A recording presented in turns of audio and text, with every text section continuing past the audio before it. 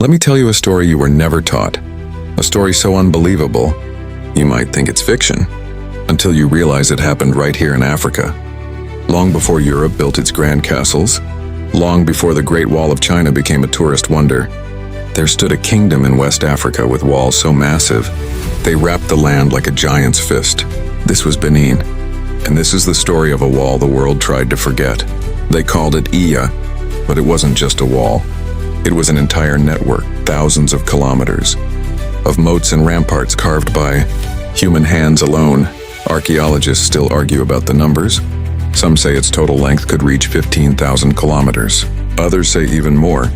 But here's the part that blows my mind every single time. To build it, the people of Benin moved more earth than the Great Pyramid of Giza.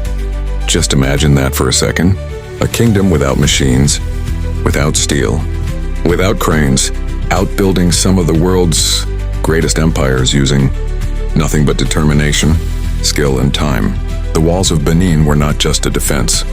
They were a declaration, a bold announcement that this city was powerful, organized, wealthy, and unbroken.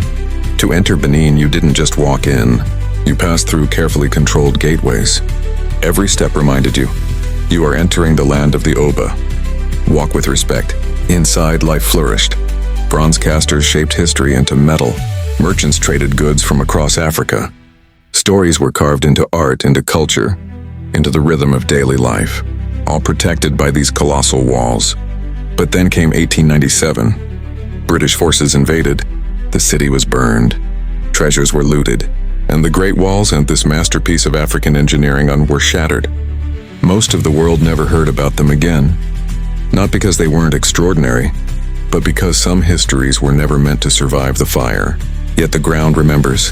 Fragments of the walls still sleep beneath Edo State, quiet, scarred but unbowed.